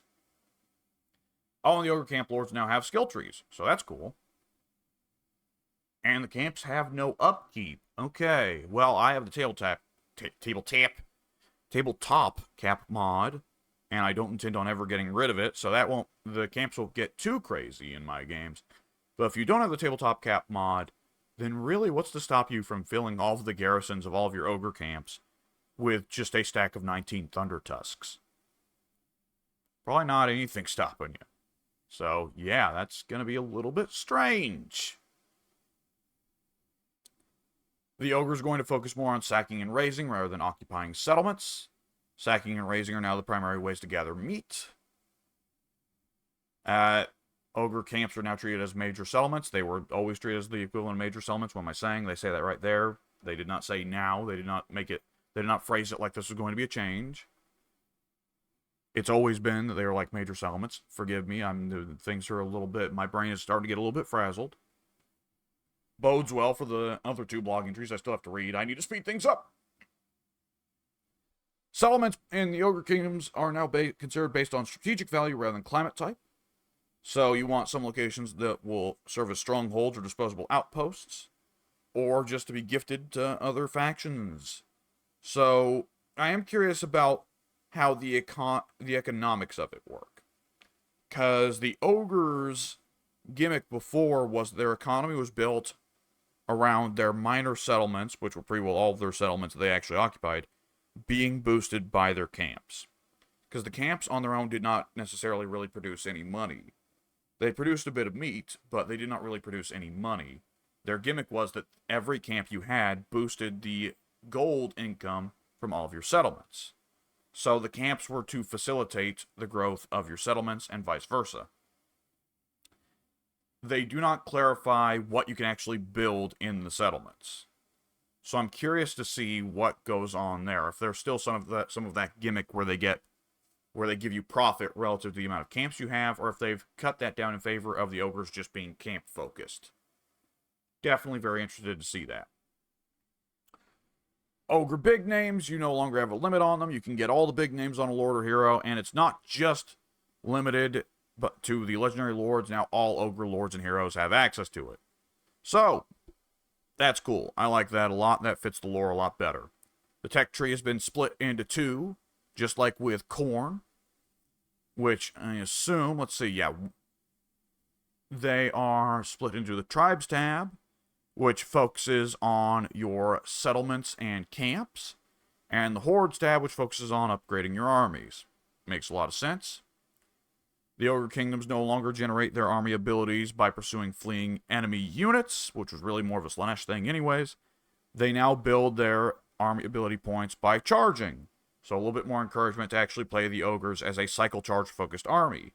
I like that because the Ogres have always had high charge bonus, but I don't think a lot of people played them as a cycle charging focused army. They tended to play them like really the Empire, but taller.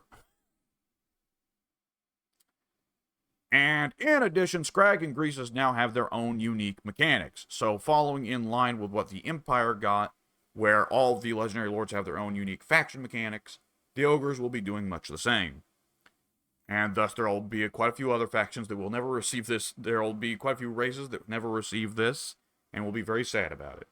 But nonetheless, Scrag the Slaughterer now gets scaling bonuses based on the number of active offerings to the Maw that are running, that reduce Winds of Magic costs, lower the camp construction costs, increase post-battle captives, and give additional abilities to Scrag. So Scrag is going to be about hoarding meat and spending it on your offerings to the Maw abilities on your own armies rather than spending it on camps, it seems. Though I assume the early game of Scrag is still going to be focused pretty quickly on getting up at least one tier 5 camp and then making more offerings to the Maw rather than expanding rapidly and building up loads of camps. But nonetheless, that is a very different way to spend your meat, because the other ogre factions will presumably still want to use offerings to the Maw, but it won't be the center of their gameplay. It'll just be one little neat mechanic they get. I like that for Scrag, it is going to be the center of his gameplay and improve his whole faction as well as himself specifically. It's very loreful for Scrag. I like that quite a bit. Playing a ogre faction that's more about being holy rather than being, let's say, earthly. Very, I forget the word for it, but not very spiritual. I like that it makes Scrag more so the religious-focused ogre. I like that quite a bit. And for Greasus' unique mechanic, he more or less is getting the Tzeentch schemes mechanic, but rather than spending Tzeentch books, he spends loads of money.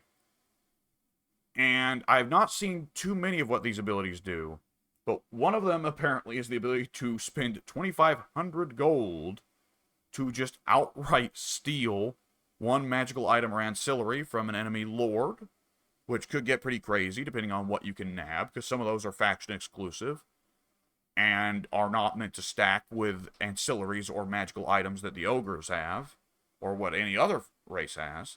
So that could get crazy, but the one I have seen that looked pretty nutty was the money laundering demand, or money laundering, which allows Greasus to build a building in someone else's settlement that will presumably behave like a vampire cove and that it can't really be destroyed like a Skaven Undercity or a Chaos Cult could. But he can build a money launderer building in someone else's settlement that will give him a percent of the income.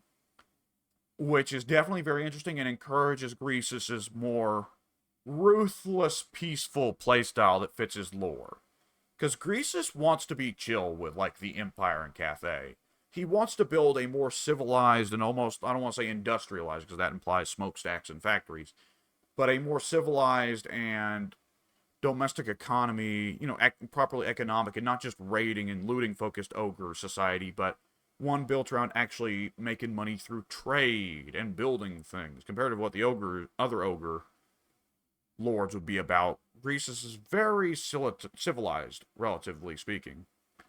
But he's still a ruthless prick and a player of the political game. So I like that it really is representing that Greece is going to want to find Cathay, the Empire, the High Elves, Bretonia. And he is going to want to make friends with them and also plant a ton of money launderers in their cities. So that he is making a load of money off of them, probably stealing quite a bit of theirs to boot, and presumably protecting them, not just, as allies and trading partners, but also because he is stealing a load of money from them, and it just benefits him more to keep them alive so he can keep stealing money from them. It's a very interesting way of reinterpreting that Vampire Coast mechanic, which I always found a bit odd. Because the Vampire Coast really should be about raiding and stealing shit from the various factions of the world and being more villainous, but the Vampire Coves, the Pirate Coves mechanic, really when you're playing Vampire Coast, the Pirate Coves mechanic tended to encourage you to pick out various people, raid them for a little bit and plant a bunch of Pirate Coves, but otherwise kind of leave them alone and let them be, and stick to sacking and looting the less immediately profitable settlements, while protecting, for instance, Lothern or Marienburg, which would be highly profitable, and you just plant a Pirate Cove and then protect it and let it continue to build money for you. Not exactly the sailing the high seas and raiding everybody and sacking everybody's settlements fantasy that people were necessarily anticipating. But with Greece, it very much makes sense. He should want to protect Altdorf and Shenyang because he's making a lot of money off of what Karl and Zhao Ming are unwittingly bringing to him. And then, okay, next blog, Arbal the Undefeated. Luckily, not too much to talk about here. Arbal is a Chaos Lord dude with some crazy horns that have got horns coming out of his horns. Very cool. Some crazy boots I'm now looking at. He's actually got boots. They're not armored greaves. They're just boots. And he's got one axe. He doesn't have another axe. He doesn't have a shield. It's not a particularly big axe. He just needs one hand axe. That's all he needs. And of course he rides on a flesh hound, though you're not seeing that on this picture right here. And Arbal's gimmick is that there are various, it looks like these are quest battles, it looks like, that he can pursue to earn what seem to be some kind of challenge points. What's the word here? Khorne's Favor and Blessings. And I presume he can get Khorne's Favor and Blessings in other ways. And when he gets these favor and blessings, he can spend them to have, similar to the Chaos Dwarf mechanic of spending weapons in the armory, to give buffs to all units of a certain type, on an upkeep basis though, not permanently. Arbal can spend the blessings and favor on upkeep for abilities that seem to be faction-wide. Some of which actually don't really buff Arbal that much, but they increase his income of favor. So that's quite neat. So the Khorne's Favor mechanic factors in to encourage Arbal to be going out and seeking fights, and I assume fights against bigger and bigger threats. Though maybe he could be a coward, unlike Skulltaker. And also seek out quest battles. And in return, his faction gets stronger and stronger as long as you can still afford it. I do wonder if those active boons, he's got a cap of 3 active boons at once. I wonder if you can increase that cap at all. He can also teleport to the various challenges, which does importantly mean that while Arbal starts out in the Chaos Wastes, he can apparently, if he wants to, actually teleport to any of these places and effectively make these places his start position. So that's quite cool. I am a fan of any of the Legendary Lords that get to change start positions. I was very much a fan of it when they introduced it with Malice, and I'm glad they've kept going. Was it Malice that did it first, or was it Altharion? Well, Altharion started split across 2 places, similar to how the Jade Dragon is now. But Malice, I think, was the first to get a explicit choice at the start. Do you want to start in the Chaos Wastes, Well, he didn't start in the Chaos Wastes in Warhammer 2. He started. Do you want to start in the Dragon Isles, or do you want to start in Nagaroth? And I appreciate they've kept going and added quite a few more legendary lords who can do that, though generally in mechanically different ways. And he has different battle abilities. Now, this is a short blog, but I do want to note something. So, I believe when this free LC was revealed, I was on recording saying that I was not a really big fan of it because I don't like the idea of Arbal as a legendary lord, because fundamentally he is Arbal the Undefeated. If he loses a battle, if he loses a battle, then logically speaking, he's not Arbal the Undefeated anymore. He's just some asshole. His gimmick is he never loses a fight. So either he has to live up to the gimmick, in which case, gameplay-wise, it doesn't really make much sense to have him around because everybody should be losing to him. Or, if he loses a fight, then he's kind of a bitch. And I didn't think Creative Assembly would make the commitment to really going all in on having consequences like this for him, but they have. It's not listed in this blog, but it has some YouTuber, I forget which one, has shown that if Arbal loses any battles in his campaign, he is no longer Arbal the Undefeated, he is now Arbal the Defeated, and receives a ton of debuffs that apparently should make his campaign way, way, way harder. And the game explicitly encourages you. It explicitly asks, do you want to keep playing or do you want to quit?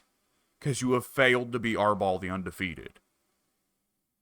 And I gotta say, that has instantly, the commitment to that, instead of just making him another legendary lord who goes around the map and sometimes wins, sometimes loses, but still gets called the Undefeated, which is what I thought would happen. I am very glad, no, they committed to it. Creative Assembly committed to it. And so I have done a 180 from absolutely wanting nothing to do with Arbal the Undefeated and thinking he was one of the dumbest legendary lord options that Khorne could get, or that were in the game, possibly could get into the game at all, to absolutely loving it and loving that they made that commitment.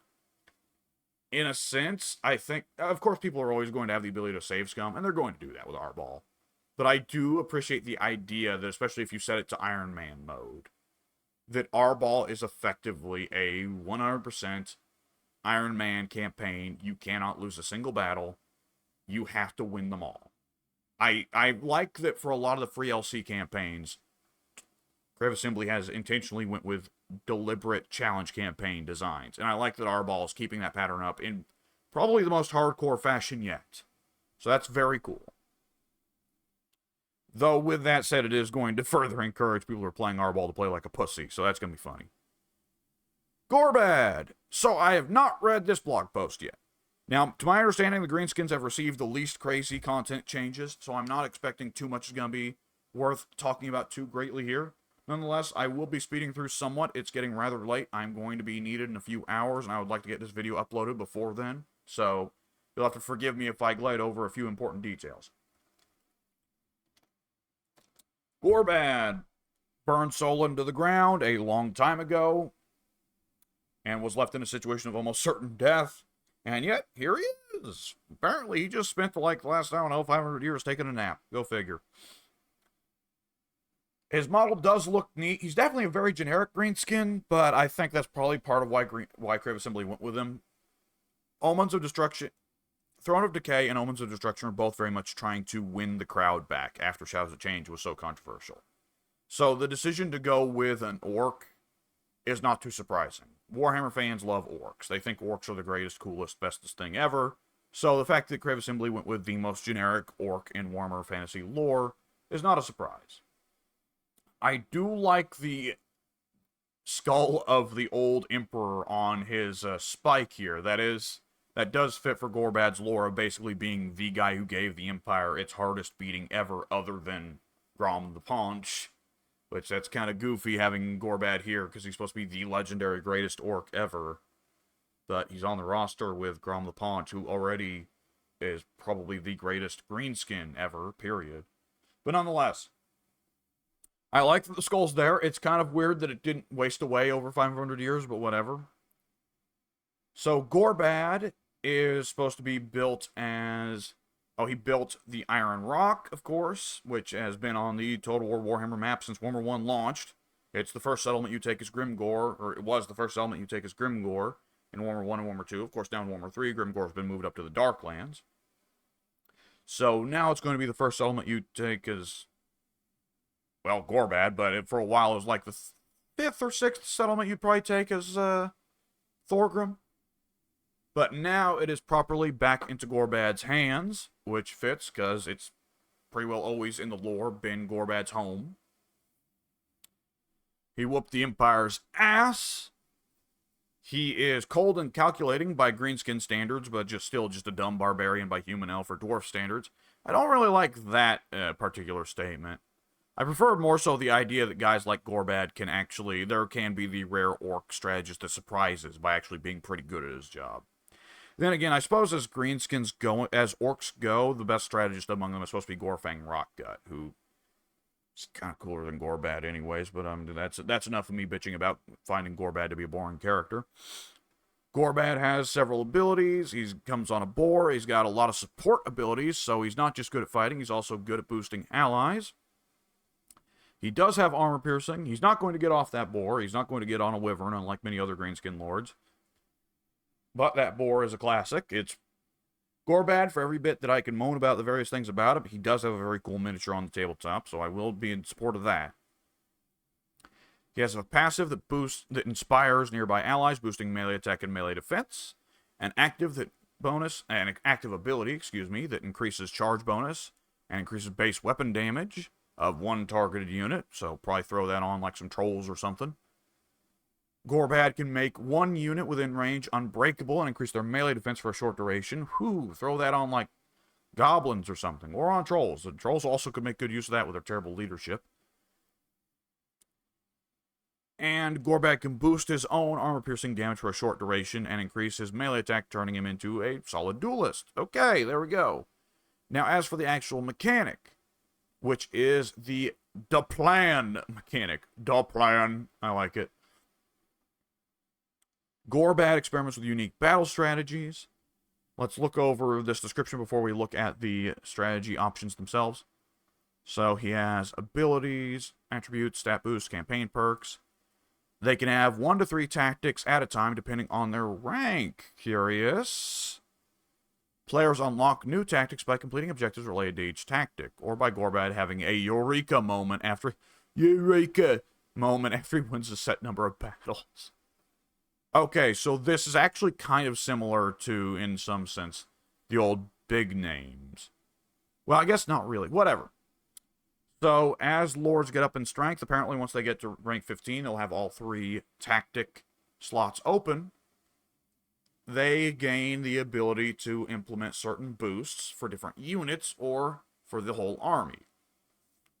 Block and Smash, which allows orc infantry units to get the blocker ability and gets troll units to have the smasher ability, presumably some kind of boost where if orcs are in the vicinity of trolls, they have better defensive stats, and if trolls are in the vicinity of orcs, they hit harder. I get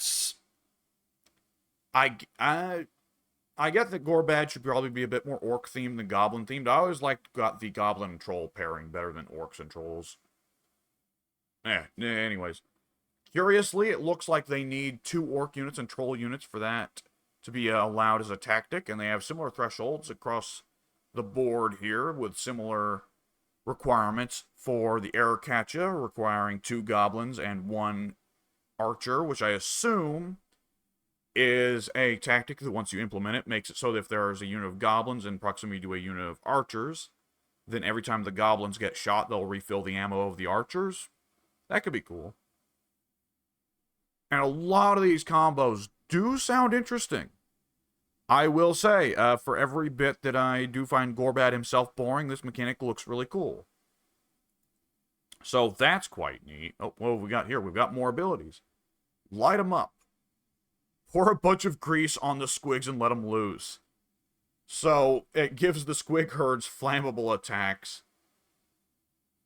which reduce the fire resistance of enemy units, and gives flaming attacks for your archers. Interesting. The greenskin missile selection isn't as bad as you think, but it's generally not too much of a highlight of the roster, especially because it doesn't go well with the Wah ability. But I do think that it's neat that Gorbad gets some unique gimmicks he can engage in with his missiles. Comparative to Grom the Paunch, who is notorious for the fact that he can use the Cauldron mechanic to give all of his missile units explosive arrows, which are really stupid OP. Maybe they've been nerfed by now, but I doubt it. That's the sort of thing that Crev Assembly wants it to be OP. So, yeah, I'm glad to see a little more gameplay diversity that isn't reliant on just having a big-ass sledgehammer that wipes out the enemy. Snagla! Oh, Snagla, Grobspit? I don't think there's supposed to be a comma there. I've only ever read it as Snagla Grobspit. Whatever. Either which way, Forest Goblin Legendary Hero, at least we're getting something for the Forest Goblins. They're probably my favorite variety of greenskin, yet they get nothing. But nonetheless, alas, this is not a proper gigantic spider, but it is a giant spider with a real throne on it for Snagla to sit on, and it does look quite nice. I do like that he gets a unique white spider. He's got some neat stuff going on here with the mask and the shield and the spear. He is a oddball anti-infantry assassin, though if memory serves, going by what I've heard so far from the YouTubers that have tested him out, he's actually really not that good of an assassin. He's really more of a harasser that swoops in and swoops out. He can summon spider hatchlings once. He can stop enemy lords or heroes from moving with spider webs. He can throw a spear, dealing massive damage and debilitating them, and apparently he can do that multiple times. And he enhances charge. Definitely kind of an odd unit as legendary heroes go. I think people are going to be a bit underwhelmed with him. Because I think by now, people are pretty used to the idea that legendary heroes for the various factions should be monster units that do loads of damage and just come on screen and annihilate everything in their vicinity. And that's seemingly not going to be Snagla's job. But nonetheless, I am very happy to see any kind of Forest Goblin love here. So I will definitely be happy to have Snagla around, especially if he has anything in his skill tree that boosts other Spider Rider units. The Savage Orc Great Shaman Lord. If it was not for the Mangler Squigs, this unit would actually be the unit that I am the most excited to see. And only partly because I actually do own the miniature that this unit is based off of. I love the look of this guy. The crocodile leather looking, like, probably not actually crocodiles, maybe like cold ones, but either which way. Oh, he's even got like a cold one skull on his hip. So yeah, these guys are like Southlands or Lustrian jungle guys, which I like. I like the Southlands or Lustrian jungle theme for the Savage Orcs. Comparatively to planting them in the Badlands, which has never quite had the same magic to me. I've always liked the Savage Orcs as foes for the Lizardmen or the Amazons. Or Arabi, rather than just planting them in the Badlands as another set of orc assholes or goblin assholes to fight the dwarfs. So I like a lot of the Southlands gimmick or Lustrian gimmick going on there with the Cold One skull and skin. The helmet looks great. I like that it's the bull horns here, but over here it's feathers. It looks very nice. Aesthetically a very neat unit. I wonder if he's going to dance. That could be quite cool. I like when they dance. The Savage Orcs do. I love the whole Warzag thing going on there. I'm definitely going to, once this DLC comes out, I'm going to dig into a Warzag campaign somewhere down the line and play very Savage Orc focused, because that sounds like a lot of fun. Especially now that Warzag is getting, I guess we'll get to there, but yeah, I believe I have saw that now Warzag has a unique thing where he gets to build Savage Orcs out of every settlement in the game. He is not limited only to the Savage Orc settlements, the Savage Orc resource, like every other Greenskin Lord. So, the Great Shaman, the Savage Orc Great Shaman, I do not remember exactly what, but he does have some pretty solid abilities. The description here says that they are going to actually be solid brawlers on the front line. We'll see about that. Sometimes that is said about caster characters and it's dead wrong. Sometimes it's fine. But my memory is from seeing the list of abilities these guys came with was that it actually looked like a pretty strong list of abilities, which in combination with the big Wah lore of magic, that's going to make these guys a very good lord to take. And I'm going to be happy to be bringing them bringing them to bear. I suppose that's what I wanted to say. Who can really know what I wanted to say, though? Not even I know. The Night Goblin Big Boss, these guys look awesome. The models here are very cool. I cannot wait to see modders throw more of these models around. I love the crazy bird mask that one of these guys, the guy in the middle, has. It looks very like Tolkien orc. I can remember killing an orc that had a mask like that in Shadow of Mordor. The Night Goblins continue to have very cool aesthetics, particularly at the Lord and Hero level. So they are not going to be anti-Lord or Hero Assassins, because that job already goes to the standard Goblin Big Boss. Instead, they come with buffs for nearby units. Particularly, I believe they give a lot of buffs to squigs, which I think is going to be very cool. It's going to encourage more squig-focused army builds and make squig thematic armies stronger. I like the squigs a lot. I think that they're a very fun, goofy unit. All the various squig units that exist in the game. I wish we got the squig gobba, but whatever, modders will implement it later on down the line. I'm a big fan of squigs. I think they're badass in all the Warhammer settings, so I'm glad to see a hero that focuses on buffing them. And I'm glad that the Night Goblin Big Boss is not just another assassin hero that's slightly different from the Goblin Big Boss we already have. I like that the Night Goblin Big Boss offers a different tool set to the Greenskins. Similar to how the Black Orc Big Boss, when it was introduced, was definitely a solid beat stick, but the primary purpose of the Black Orc Big Boss was to make infantry-focused armies stronger for the Greenskins. I do hope that somehow down the line they figure out excuses to add more Lord and Hero types for the Greenskins, but this is probably going to be the last big set of love-ins the Greenskins get. There's always mods, though. Alright, the least exciting unit in the entire DLC, Black Orcs with axes and shields. I will say, gameplay-wise, they actually are really cool. Because they look like they are legitimately Greenskin Ironbreakers. A little bit worse, which is what they should be. The Greenskins should not be able to keep up with Dwarfs in their defense category. But in contrast with the Greenskins otherwise being a very aggressive-focused army, the Black Orcs with shields, stat-wise, from what I have seen, have really crazy defense, and when you pop their ability, they become just borderline unkillable in a fashion very similar to the Ironbreakers. Sorry, I am adjusting my pants here. And that very much is outside of the norm for the Greenskins in a way that I think could be very interesting. Now, of course, they're going to be a very expensive, very elite unit, so they're going to be waiting until much later in the game before you can get many of them. But, particularly in combination with the other Black Orcs, there's potential there for some really out of the box thinking for Greenskins, and I do like that. Even if outside of gameplay matters, when you consider nearly every other aspect of the Black Orcs with shields, they're a really lame unit that's kind of odd that they're being part of a sold DLC. The Ragnarok Flingers! So, it is a monster with an artillery piece on top. Let me look at the descriptions real quick. They launch rocks at enemies. Really? They launch rocks. Specializing in crushing infantry, they devastate enemy lines with ease. So, for whatever reason, my memory was from the tabletop that these guys actually were supposed to throw big balls of webs, but I don't remember ever looking into them too dedicatedly, because I just wasn't too terribly interested. Nonetheless, they do have a unique look to the platform on top, even if the Arachnarok underneath is pretty standard. I do appreciate that the Arachnarok underneath is blue, gives a little bit more visual diversity from the other Arachnarok types, comparative to the standard Arachnarok or the Catchweb Spider Shrine. The catapult on top is absolutely enormous, which makes me wonder if it's going to have differing stats from the standard Goblin Rock Lobber, or if it's more or less just going to be a Goblin Rock Lobber mounted on an Arachnarok. Either which way, though, when you put this alongside the Bolt Thrower and the Black Orcs with shields, this DLC is a big one for giving the Greenskins a lot more viability as a defensive race. Which, when you throw in that they also got Orc Spearmen and gave Goblin Spears a charge, deflect, and reflect abilities in one of the more recent updates, all this in combination has made the Greenskins a lot more viable as a defensive race that wants to pelt you with missiles and artillery and force you to come fight them.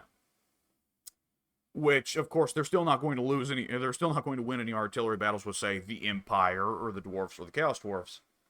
But when the Greenskins were already in a relatively defensive situation against, let's say, Khorne or Slaanesh, I definitely think this makes things a bit more interesting for them. Though, again, it's also a little bit odd to look at it alongside the Black Orcs with shields, because it's, again, kind of a unit variant. Nonetheless, Mangler Squigs. These guys are the all-stars of the DLC to me. Which is a bit odd, because I'm otherwise not fond of, like I said, a good couple of the greenskin units. But the Mangler Squigs, I thought were never going to happen. I thought there was no way, because they would just be too insane and impossible to animate. And I still kind of think that, even though I've seen them in the game several times, because they are just insane. They are Looney Tunes characters. They are Wile E. Coyote and Roadrunner nonsense. And there's a Night Goblin on the back of either of these guys, holding on for dear life. They are a cool, wild unit that it seems like the gimmick is that they just plow through infantry. If they sit still for too long, they will get shredded. And that's exactly how Mangler Squigs should work. So I'm very glad to see that. The Mangler Squigs are one of the wildest, craziest, weirdest units in all of Warhammer Fantasy. If not the wildest, craziest, weirdest unit in all of Warhammer Fantasy. So the fact that they're going to be in the game now is awesome. And I'm very, very happy about that. Definitely going to be more of an aggressive unit, though. Gonna be another, I think I saw that they are only tier 2, by the way. Which is a really early point to get them. So when you throw these guys into a Night Goblin army, if you're playing as Skarsnik already, throwing these guys in with your Night Goblin Big Boss and a few other Squig units, you will be annihilating dwarfs. Because the dwarfs have, for a long time, had a well-established weakness to any unit that has the mass to actually bowl through their infantry and get away with it. And the Mangler Squigs are going to be the primo unit for that.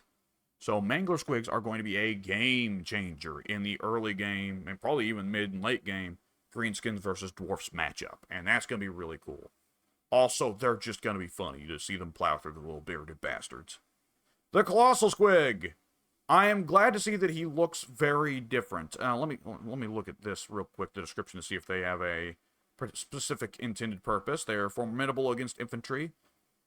Unpredictable, prone to going berserk. They become uncontrollable at any moment, and they explode upon death. So the Colossal Squig, I think everybody's seen before the plenty of mods that have existed since Warhammer 2 more or less got the ability to be modded at all. People modding in the Colossal Squig as a unit, but just making it a singular entity of the Squig herd, which is way bigger. And generally it looks a bit derpy because the way animations work in Total War Warhammer, they had to slow down the animation of that Squig once it was boosted to crazy high size. And other than that, it was always kind of an unexciting unit, because it always kind of just seemed a little bit odd, like, that's just a regular Squig, but bigger. But no, this model looks spectacular. I love the Tyrannosaurus legs. They're so big and beefy. And I love that they based it off the Forge World Colossal Squig model. So you've got the multiple sets of eyes, the ridges and the bones, the weird tumorous stuff on their bottom lip, and the skull that's embedded in it, and these spore sacs growing on the side of their head, which I just saw like a week ago. Well, probably 2 weeks ago now, because I think she posted about it after the trailer. But Louise Sugden, that's probably a mispronunciation of her name. I'm not very good at that. I don't know what culture that last name comes from, but Louise Sugden, who was a painter for Games Workshop up until relatively recently, was the artist who painted the Forge World Colossal Squig model that was used in advertisements to sell the miniature.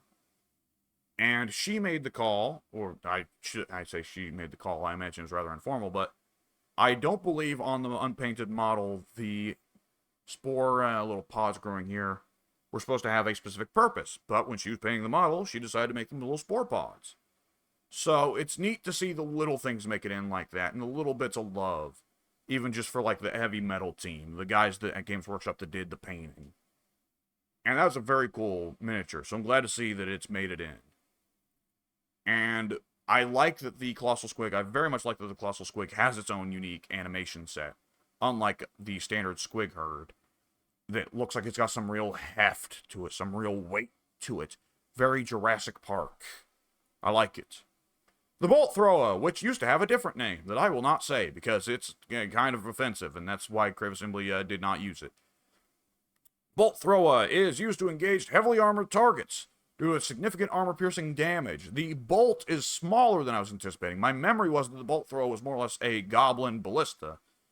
But it is apparently actually relatively small, features multiple models, which enhances its overall effectiveness. And it does focus on large targets, monstrous foes, especially those with armor. Okay, so for it to be so heavily armor-piercing, I wonder if it's really going to... Well, it's going to be interesting as an artillery piece that they say that it's focused on having lots of models for an artillery piece. Craft Assembly's already been experimenting with that, because that's already what they've done with the bolt thrower for the dwarfs, which has more individual models, more individual artillery pieces than your standard dwarf artillery piece, or just standard artillery piece in general. So I wonder if to a certain degree they're experimenting with the bolt thrower for the dwarfs before they added the bolt thrower for the greenskins to see just how viable it would be, gameplay-wise, to balance out the idea of an artillery piece that did not hit too hard, but it came with multiple models.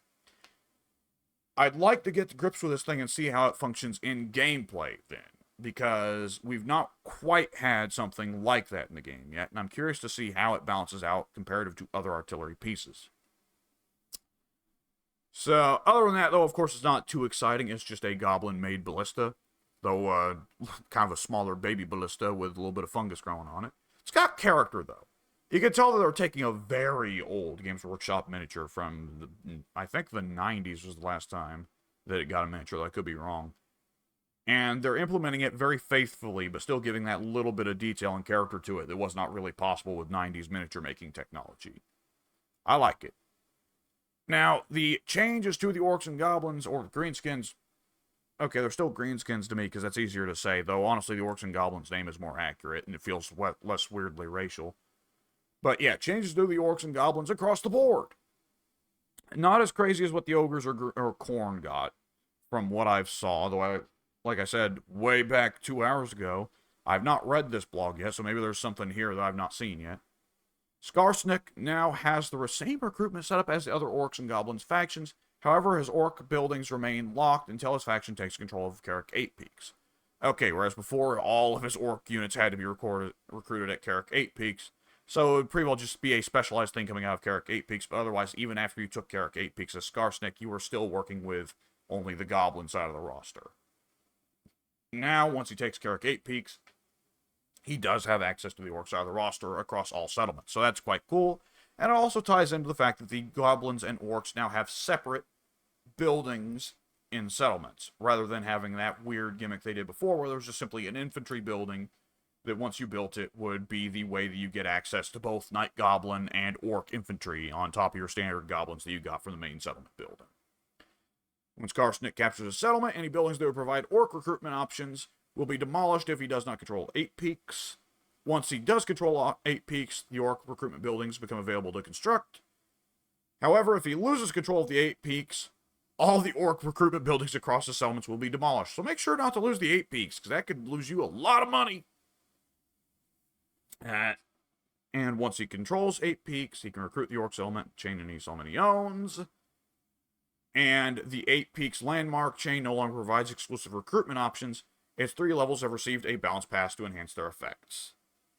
Yeah, I would bet a landmark from back in the days of Warhammer 1 is not going to be really all that impressive for the effects it gives. Wurzag has been moved down to the Southlands jungles. He now has a unique Tier 2 building, exclusively for him, that is only available at the traditional Savage Orc locations, where you can traditionally recruit Savage Orcs. It provides... Oh, okay, so he wants to unite all the Savage Orc locations in the world and get buffs faction-wide. Plus 5 Diplo with all greenskins, minus 5% cooldown to all Big Wall spell cooldown, plus 2 recruit rank to all Savage Orcs, and minus 3 corruption in the province.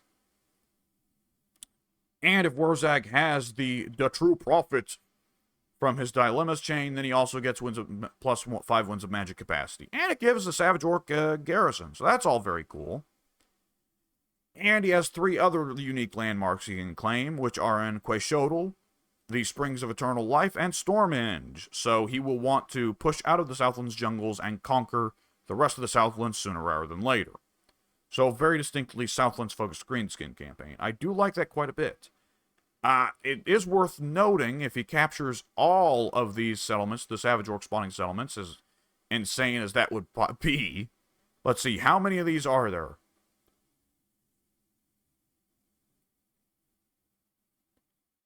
"11 settlements in the game can spawn Savage Orcs. So if he got all of these, then he would get 55% faster cooldown for all big WA spells, plus 55 diplomacy with greenskins. The cooldown is definitely pretty nuts. The Diplo, not too insane, but yeah, I like that since Warzag now has access to Savage Orcs in all settlements, they've made it where he still gets rewarded for seeking out the Savage Orc settlements that would ordinarily give him access to the units that he already has in all other settlements. Not sure if that was super clear. A little bit confusing. Scrap has been changed up, or rather, the scrap system itself does not seem to have been changed up, but rather it now has a better UI that makes it a little bit clearer what you're doing, so that's quite nice. The WA... Oh, wait, hang on, let's see. Scrap gains have been rebalanced to account for the increased number of purchase points. Oh, okay, let me actually read this text here instead of just glossing over the picture like an idiot. The scrap has been rebalanced in terms of effects and cost. Units can now have multiple scrap upgrades, though each additional upgrade increases the cost. Okay, they're no longer mutually exclusive. Introduces a strategic choice. Create a super scrap army or spread resources across multiple armies for more balanced enhancements. Okay, so is it that buying a scrap upgrade for one unit in the army increases the scrap cost for all units in the army? I guess that could make sense for the greenskins. They'd start to get jealous. But that is curious. That definitely enhances the scrap system. Because I'll say before when I played greenskins, though I don't play greenskins a lot, though I probably should play greenskins more. But having not played greenskins a lot before, nonetheless, it seemed to me that the scrap system was one that I was not too terribly interested in. Because I just was not interested in staying on top of balancing the various upgrades for the sheer amount of units you'd be having by the time you got any real amount of scrap. Because in the early game, the scrap upgrades are certainly important, but you don't get a lot of scrap to throw around. But once you get into the later game and you have a ton of scrap that you can throw around, it just felt like it became too much to try and keep on top of all the scrap upgrades for all the various units. Though I'm sure that that is not entirely inaccurate to the gameplay experience of the greenskins, as I did not play them near as much as I played just about any other race bar like Vampire Coast. The WA mechanic it now empowers you with additional choices and rewards. So they're increasing the number of units you receive from a successful completion. After completing a WA, you will receive a dilemma that gives you the option to choose what units you receive, or to instead get some other benefits such as money or scrap. Okay, like that. Stronger the WA target, the tastier the options will be, further improved via the tech tree, which will allow you to get more elite units even from relatively weak WA levels. You probably shouldn't be having that many weak WAs once you get to the mid or late game. Even in the early game, it makes sense to go for the strongest WA you can, because if you successfully beat and eat... Hey, boy, that sounded super wrong. If you successfully beat and expand into the territory of one of the stronger factions on the map in the early game, that can be very much helpful to proceeding well into the mid to late game. WA units now have their own dedicated recruitment pool rather than being included alongside regiments of renown. That's cool. I kind of forgot that the WA recruitment units like that existed. So, cool. The greenskin building tree has been overhauled. They did not include pictures with this. I will note, I have seen the overhauled greenskin buildings, recruitment buildings. They are nuts. Some of them is pretty logical. The Giants have been moved down to tier 3, which, yeah, that's the trend for most races, and I think it's mostly fair, because the Giant is very strong at what it does, but it doesn't do a whole lot of things that players usually want out of a monster, so a little more encouragement to actually recruit them instead of just moving over them to the next monster. But the Arachnarok has been moved down to tier 4. Well, no, was the Arachnarok at tier 4 before? Because my memory is that the Rogue Idol was at tier 5. No, I think it was at tier 4 before, because generally now tier 5 tends to be only the tier for the really crazy, stupid, good units, like the Rogue Idol or the Thunder Barge. But the thing that amazed me was, for one thing, Mangler Squig's at tier 2, pretty crazy. But at what others have described as Tier 0, just having the base settlement building itself at Tier 1, you get the pretty standard goblin swordsmen, but also squig herds. Now, I'm not going to complain about that. I love squigs. They're one of my favorite units in the game, the squig herd. I absolutely adore using it. I love everything about them. The gameplay. I love the aesthetic. I really should play a lot more greenskins just to play a lot more squig armies, really. But, well, I'm not sure. There's definitely a degree of, like, this seems like a really strong unit to let the player have just from having any settlements at all. But it's very much a game changer for the early greenskin dwarf matchup, because the greenskins early on lack armor piercing.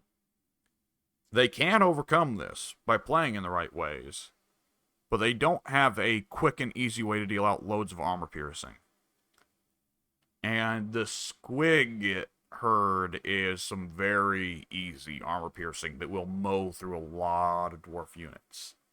So that is definitely a big game changer for the early greenskin game plan, especially seeing as how several of the greenskins spend their early game fighting a lot of dwarfs. It's definitely very cool, but it does make me a little worried. I think for the squig herd it's fine, but it does make me a little worried if they went through with other races and make some of the early choices a little too crazy. It makes me wonder what Crave Assembly has planned for other races, personally.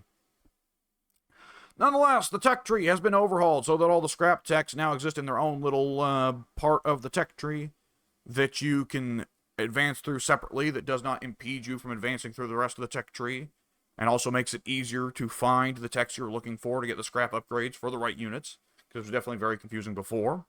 It does look like the greenskins also have picked up more techs than they had before, so the greenskins are still in the territory of having a more advanced tech tree than the Empire, for some reason. Go figure. But nonetheless, I'm not going to complain. The tech tree, it looks neat to progress through.